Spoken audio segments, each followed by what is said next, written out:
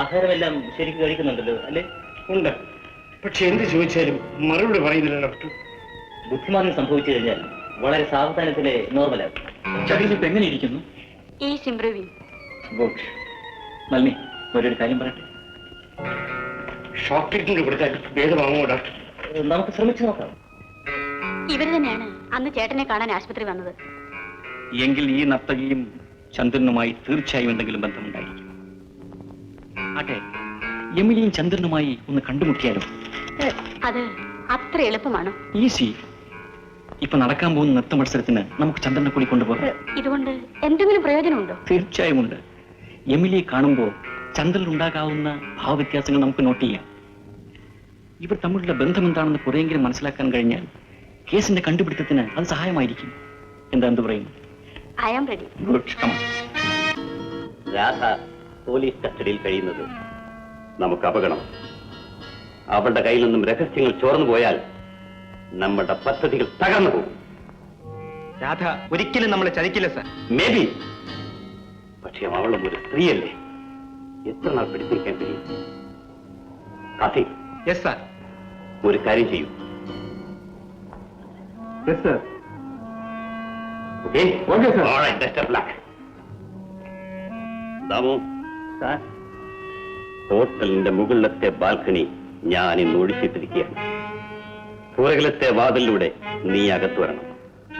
എല്ലാവരും നൃത്തത്തിൽ ലയിച്ചിരിക്കും. ആ സമയം നീ എമിലിയുടെ കാലിൽ നിറയൊഴിക്കണം. എന്റെ ഉന്നം എനിക്കൊരിക്കലും പിഴക്കില്ല സാർ. അതെനിക്കറിയാം ദാമു. അവൾ ഇനി ഒരിക്കലും നൃത്തം ചെയ്യാൻ പാടില്ല. കാലം നഷ്ടപ്പെട്ട അവൾ നമ്മുടെ കൺമുമ്പിൽ കിടന്ന് നരകിക്കണം. അപ്പോൾ അവൾ എന്റെ രത്നങ്ങൾ ഒളിച്ചു വെച്ചിരിക്കുന്ന സ്ഥലം തുറന്ന് പറയും. സാർ, മിസ്സസ് നീ പോയിക്കോളൂ. ഹായ് ഡാർലിംഗ്, ഞാൻ റെഡി. മാലിനി, നീ ഇന്ന് വീനസിനെ പ്രതിനിധിയായി. ഇന്ന് നിന്റെ ദിവസമാണ്. എത്ര നാളായി ഈ ദിവസത്തിന് വേണ്ടി ഞാൻ കാത്തിരിക്കുന്നു. പക്ഷേ ഇന്ന് എന്റെ കാലുകൾക്ക് വേഗത കിട്ടുമോ എന്നാണ് എന്റെ ഭയം. മതയി, നീ ഭയപ്പെടണ്ട. ഇന്ന് നിന്റെ നൃത്തം കണ്ട് ആളുകൾ അത്ഭുത സ്തബ്ധരായി നോക്കി. ലോകത്തിലെ ഒരു നർത്തകിക്കും നിന്നെ ജയിക്കാൻ സാധിക്കില്ല എന്ന് ഇന്നത്തെ നൃത്തം തെളിയിക്കും. എന്ത് വേണം സ്വാമി? எஜமார்க்காடா ഇവർക്ക് എന്ത് വേണം? பாருங்க, இது வர்ற வழியில எனக்கு கிடைச்சது, கீழே கிடந்து கிடைச்சதுங்க. ചെല്ലത്തിനകത്ത് എന്തോ സ്വാമി? பாருங்க.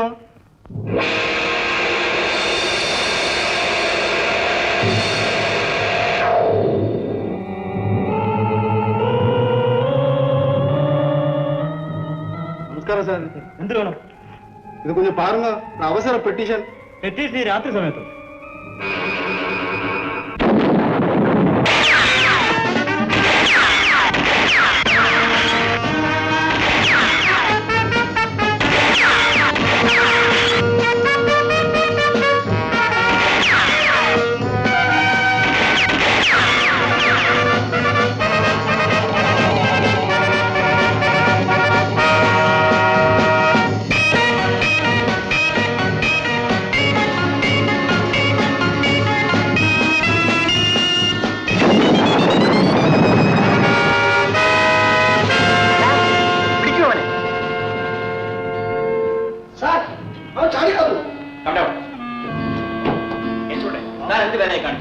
ഇതാണ് സാർ പ്രതിഫലന തന്ത്രം എന്ന് പറയും. ഇതൊരു തരം പുതിയ അടവാണ്. ശക്തിയായ വെളിച്ചം എതിരാളിയുടെ മുഖത്തടിച്ചാൽ പിന്നെ അവനെ കണ്ണു കാണാൻ പറ്റുകയില്ല. അവന്റെ ഏയും തെറ്റും ഉന്നം. തോക്കിന് മുമ്പ് വേല വേണ്ട. ഉന്നമില്ലാതെ വെടിവെക്കുകയാണെങ്കിലും കഷ്ടകാലത്ത് ചിലപ്പോൾ കൊണ്ടുവന്ന് വരും. അത് ശരിയാണല്ലോ. അത് വലിയ കുഴപ്പമാണല്ലോ. ഇനി വെടിവെക്കുന്നിടത്ത് ഈ അടവ് ഞാൻ പറ്റിയില്ല. സാറേ, ഈ വലിയ വെടിക്കാരനാരാണ്? No discussion here. ഈ മൗത്തോർഗൻ മിസ്റ്റർ ചന്ദ്രനേതാണെന്ന് തോന്നുന്നു. അതെ, താങ്ക്സ്. ഇത് വെച്ചാണ് എറിഞ്ഞത്. മിസ് നന്ദി, യു ഡോണ്ട് തിങ്ക്. ചന്ദ്രനെയും കുട്ടിക്കൊണ്ട് വീട്ടിലേക്ക് പോയിക്കൊള്ളൂ. കേശോളെ, താൻ കൂടെ പോകും. Yes sir.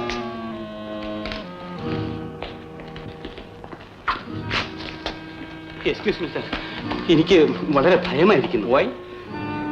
ഇവിടെ നടന്നത് എന്നെ കൊല്ലാനുള്ള ഒരു ശ്രമമാണ്. ഞാൻ സിംഗപ്പൂരിൽ നിന്ന് ഇവിടെ വന്ന് ഈ ഹോട്ടൽ വിലയ്ക്ക് വാങ്ങിച്ചത് പലർക്കും ഇഷ്ടമായിട്ടില്ല. അത് മാത്രമല്ല, എനിക്ക് പല ഭീഷണി കത്തുകളും ഈ അടുത്ത കാലത്ത് കിട്ടിയിട്ടുണ്ട്. ആ കത്തുകളൊക്കെ സൂക്ഷിച്ചു വെച്ചിട്ടുണ്ടോ?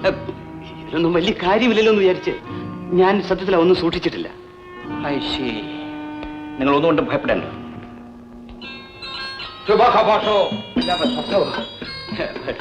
Meet my friend mister Mutanda Kabako. ഇദ്ദേഹം കാരനാണ്. ഞങ്ങൾ സിംഗപ്പൂരിൽ വെച്ച് പരിചയക്കാരാണ്. അപ്പൊ നിങ്ങൾ സ്നേഹിതന്മാരല്ലേ, പലതും സംസാരിക്കാൻ കാണും. ഷുവർ. ഞങ്ങൾ ഇറങ്ങട്ടെ. Thank you very much sir. Very kind of you. Mister Shekhar, black diamond. Shekhar, രത്നത്തിന്റെ പണം കിട്ടാത്ത കൊണ്ട് അങ്ങനെ വളരെ ക്ഷോഭിച്ചിരിക്കുകയാണ്. ഞാൻ താമസിയാതെ എല്ലാം ശരിയാക്കുന്നുള്ളൂ ഒന്ന് പറഞ്ഞ് മനസ്സിലാക്കണേ.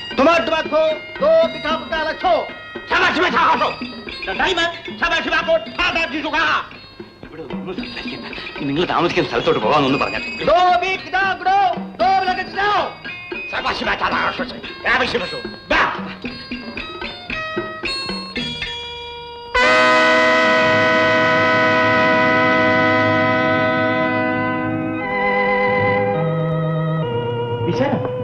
എന്റെ പൊന്ന് വിശാല, നീ എന്നെ ചതിച്ചോ? ഇൻസ്പെക്ടർ, ഇൻസ്പെക്ടർ, സാം ലെറ്റർ ബോംബാണെന്ന് തോന്നുന്നു. ഇൻസ്പെക്ടർ, ഇൻസ്പെക്ടർ, സാർ, രാജ മരിച്ചു കിടന്നു.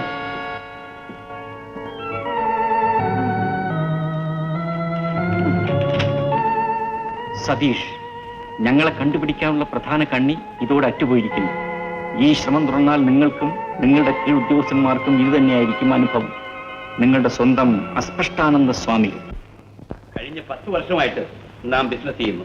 ഇതിനേക്കാൾ വൻ തുകകൾ ഞാൻ കൈകാര്യം ചെയ്തിട്ടില്ലേ? എന്തെങ്കിലും വിശ്വാസം ഇതിൽ നിന്ന് ഉണ്ടായിട്ടുണ്ടോ? എന്ത് പറയുക, അദ്ദേഹം സമ്മതിക്കുന്നില്ല. ശരി, തൽക്കാലം എന്റെ കയ്യിലുള്ള കുറച്ച് പണം ഞാൻ എടുത്തുകൊണ്ടുവരാം. ബാക്കി പണം എപ്പോ കൊടുക്കുന്ന അദ്ദേഹം ചോദിക്കുന്നു. നാളെ നേരം വെളുക്കുന്നതിന് മുമ്പ് ബാക്കി പണത്തിന് എന്തെങ്കിലും ഒരു അറേഞ്ച്മെന്റ് ഞാൻ ചെയ്യാം പറയും.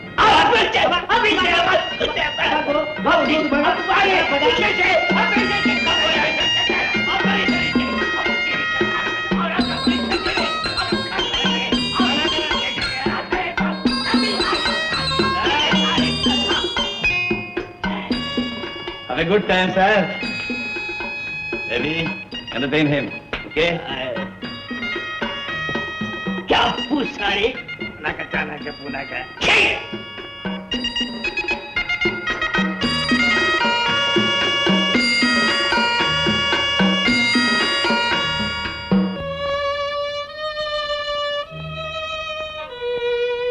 Congratulations Emily. പേടിക്കണ്ട, ഇനി എമിലിയെ ഒരിക്കലും ഞാൻ ഉപദ്രവിക്കില്ല. ഈ ഹോട്ടലിൽ തന്നെ സുഖമായി സന്തോഷമായി ജീവിക്കാം. പിന്നെ ഇവിടുത്തെ താമസത്തിൽ എന്തെങ്കിലും അസൗകര്യമുണ്ട് എന്ന് തോന്നുന്ന പക്ഷം ഒരു നല്ല വീട് വാടകയ്ക്കെടുത്ത് എമിലിയും കുട്ടിയും അവിടെ താമസിച്ചോളൂ. നിങ്ങൾ രണ്ടുപേരുടെയും സകല ചെലവുകളും ഞാൻ ഏറ്റിരിക്കുന്നു. വേണ്ട സാർ, എനിക്ക് അർഹതയില്ലാത്ത വരുമാനമാണിത്. എന്റെ പണം കൊണ്ട് മാത്രമേ എന്റെ കുഞ്ഞു പഠിക്കാവൂ എന്നുള്ള നിർബന്ധം എനിക്കുണ്ട്. You said it, Emily. Really, you said it now.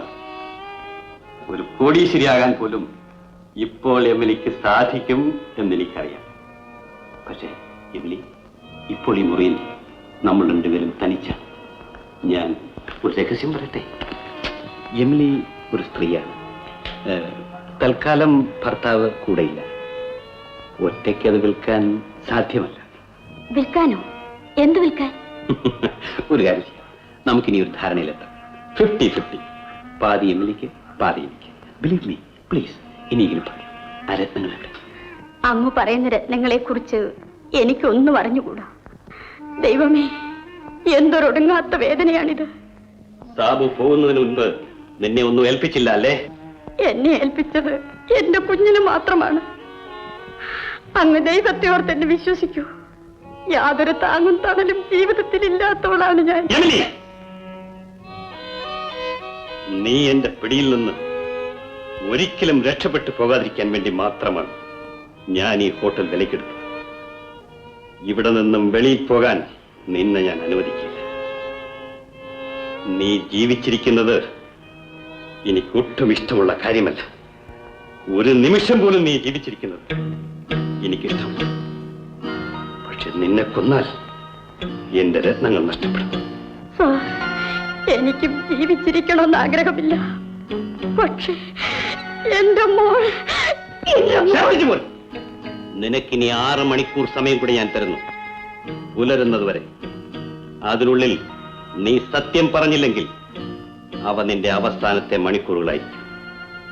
നിന്റെ ഭർത്താവിന്റെ അനുഭവം തന്നെ നിനക്കും. എന്റെ ഭർത്താവിന് എന്ത് സംഭവിച്ചു? പറയൂ, എന്ത് സംഭവിച്ചു? നിന്റെ ഭർത്താവ്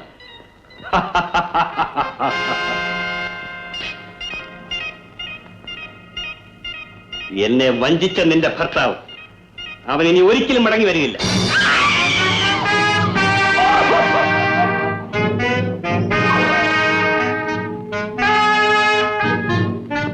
നിൽക്കാടെ. ഈ അർദ്ധരാത്രിയിൽ പണം എടുത്തുകൊണ്ട് നിങ്ങൾ എവിടെ പോകുന്നു? എനിക്കറിയപ്പെടുന്ന ഒരു കാര്യമുണ്ട്, നീ ഉറങ്ങും. എനിക്കറിയാം നിങ്ങൾ എവിടെ പോകുന്നെന്ന്. ഹോട്ടലിൽ എമിലിയെ കാണാൻ വേണ്ടി അല്ലേ? എമിലിയെ കാണാൻ വേണ്ടിയോ? നീ എന്താണ് പറയുന്നത്? നിനക്ക് ഭ്രാന്തുണ്ടോ? വേണ്ട, ഇനി എന്നെ കബളിപ്പിക്കാൻ ശ്രമിക്കണ്ട. നിങ്ങൾ എന്തിനാണ് ഹോട്ടൽ വിലയ്ക്ക് വാങ്ങിയതെന്ന് ഇന്ന് എനിക്ക് മനസ്സിലായി. ഇന്ന് നൃത്തം കഴിഞ്ഞ് നിങ്ങൾ എന്നെ വീട്ടിലയച്ചിട്ട് നിങ്ങൾ എവിടെയാണ് പോയത്? എമിലിയുടെ മുറിയിൽ. എന്റെ മുഖത്ത് നോക്കി അല്ലെന്ന് പറയാമോ? എനിക്ക് ഇഷ്ടമുള്ളത് ഞാൻ പോകും. അപ്പോൾ നിങ്ങൾ എന്നെ വഞ്ചിക്കുകയായിരുന്നു. എമിലിയുടെ തൊഴിൽവെളുപ്പിൽ മയങ്ങി നിങ്ങൾ എന്നെ തടയാൻ ശ്രമിക്കുകയായിരുന്നു. നിങ്ങളെ വിശ്വസിച്ച് നിങ്ങളുടെ കൂടെ ഇറങ്ങി തിരിച്ചവളാണ് ഞാൻ. ഇല്ല, നിങ്ങളെ ഞാൻ വിടില്ല. അവളുടെ സമീപത്തേക്ക് പോകാൻ ഞാൻ അനുവദിക്കില്ല. എന്റെ കയ്യിൽ വിടും. വിടില്ല. വിടാനാണ് പറഞ്ഞത്. വിടില്ല.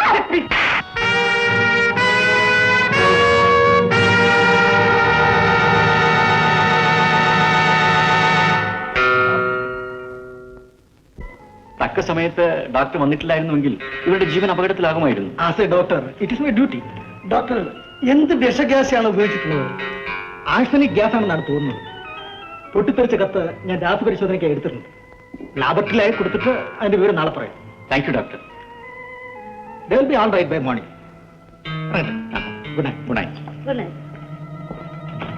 ഡോക്ടർ അദ്ദേഹം പറഞ്ഞത് കേട്ടില്ലേ? കുതിരയുടെ ഗ്യാസ് ആണ് ഉപയോഗിച്ചതെന്ന്. പോയ്സണിക് ഗ്യാസ്. എന്നാലും സാറേ, തീക്കട്ട ഉറുമ്പരിക്കുമെന്ന് പറഞ്ഞു കേട്ടിട്ടേ ഉള്ളൂ. പോലീസ് സ്റ്റേഷനിൽ കയറി ഈ ചങ്കുറപ്പ് കാണിക്കുന്നവനെ സമ്മതിച്ചു കൊടുത്തു. രഹസ്യങ്ങൾ പുറത്തറിയുമോ എന്ന് ഭയന്നാണ് രാധയെ കൊന്നിട്ടുള്ളത്. ഇതിന്റെ ഇടയ്ക്ക് നമ്മളൊരു വലിയ കാര്യം വിട്ടുപോയി. ഉണ്ടാക്കാരുടെ കാര്യം. എനിക്ക് അവന് ബലമായ സംശയമുണ്ട്. ഹലോ, ഞാനാണ് നളിനി. ചന്ദ്രൻ ചേട്ടൻ ആരും അറിയാതെ റൂമിൽ നിന്നിറങ്ങി വാതക്കൽ വെച്ചിരുന്ന മോട്ടോർ സൈക്കിൾ എടുത്ത് എങ്ങോട്ടോ ഓടിച്ചുകൊണ്ട് പോയി. ഓഹോ, എന്ത് ചെയ്യണമെന്ന് ഞങ്ങൾക്ക് ഒരു രൂപവുമില്ല. ഡോണ്ട് വറി ഡാർലിംഗ്, ഞാൻ ഉടനെ വേണ്ടത് ചെയ്തോളാം. ശരി സാർ, താങ്ക് യു. സാം, ചന്ദ്രൻ ഒരു മോട്ടോർ സൈക്കിളിൽ കയറി എങ്ങോട്ടോ പാഞ്ഞു പോയിരിക്കുകയാണത്രേ. സുബോധമില്ലാത്ത മനുഷ്യനാണ്.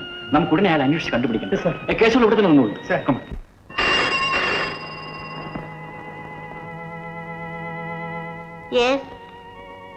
മദർ സുപ്പീരിയർ സംസാരിക്കുന്നു.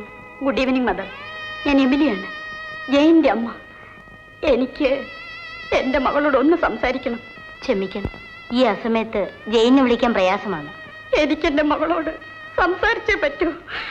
ദയവ് ചെയ്ത് അവളെ ഒന്നുണർത്തിക്കൊണ്ടുവരുമോ? Please mother, please. അയ്യോ, നിങ്ങൾ കരയുകയാണോ? വിഷമിക്കാതിരിക്കൂ, ഞാൻ ഉടനെ കുട്ടിയെ വിളിച്ചുകൊണ്ട് വരാം.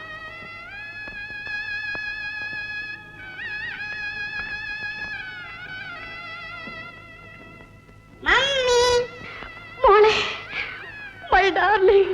മമ്മി എന്താ വരാനേ? മമ്മിക്ക് വരാൻ പറ്റിയില്ല മോളെ. മമ്മി മോക്ക് പാവ വാങ്ങി വെച്ചിട്ടുണ്ട്. വാങ്ങിയോ? വലിയ പാവയാണോ? ഫ്രാക്കുണ്ടോ?